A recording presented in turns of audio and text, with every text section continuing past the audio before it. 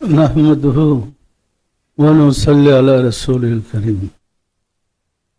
সম্মানিত আশিক রাসূলরা, আপনারা আমার সালাম গ্রহণ করুন।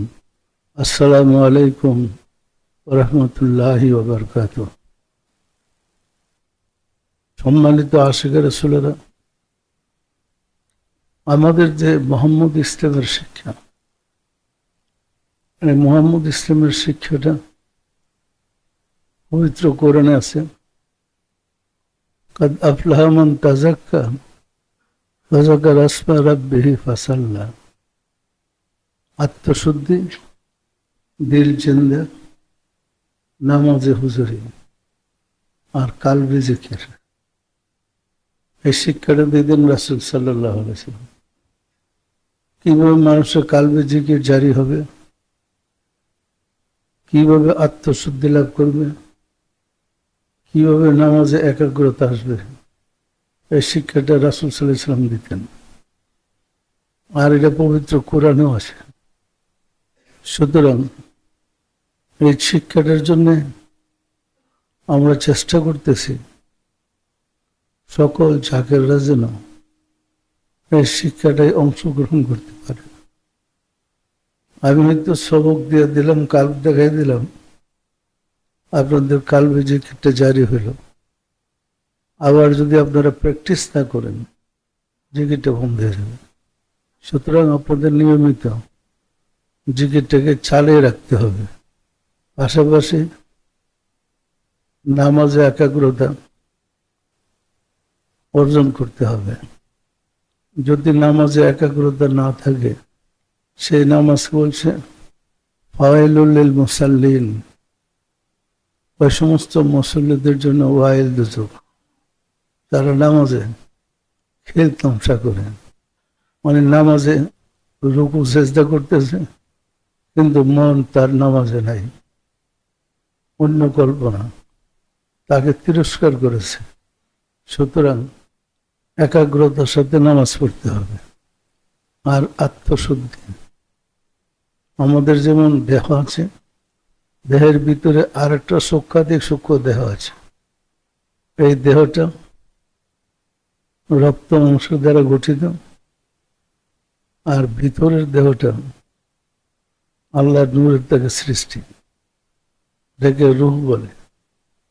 প্রথম যখন দেহটা সৃষ্টি হয়, তার নাম হয় তিফলুল মানি হায়াতে ওয়াহদানিয়াত, অর্থাৎ আল্লাহ শব্দের জিকির থেকে ভিতরে এই রূপটা দাঁড়ায়।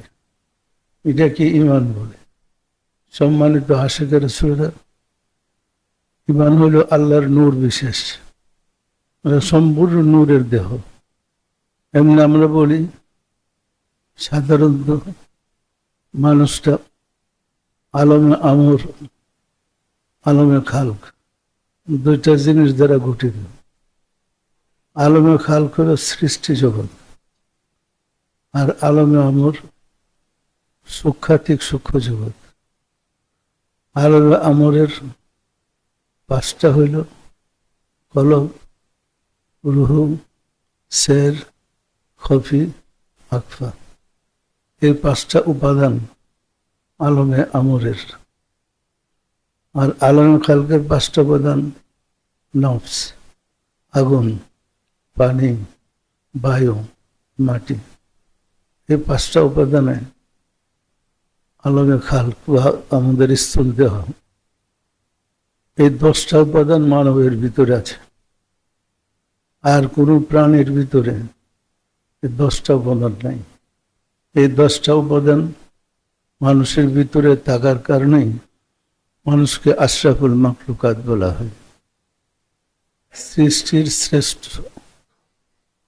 সুতরাং আমাদের এই সাধনার পথে যেহেতু আমাদের আলমে আমরের পাঁচটা দেহের ভিতরে অবস্থান করে, দেহের দ্বারা এটি পরিচালিত, সুতরাং এই পাঁচটাকে আমাদের দেহের কার্যক্রমে উন্নত হয়ে, আবার পাঁচটা দেহের ভুল কার্যক্রমে অবনত হয়। উন্নত হয়, আবার ধ্বংস হয়ে যায়। আলমে আমলের 5টা সূক্ষ্মাতিক সূক্ষ্ম জগতের। এটার প্রথমটাই হইল কাল্ব। আমরা হাত দিয়ে দেখাই দিই আপনাদেরকে যে এখানে কাল্ব।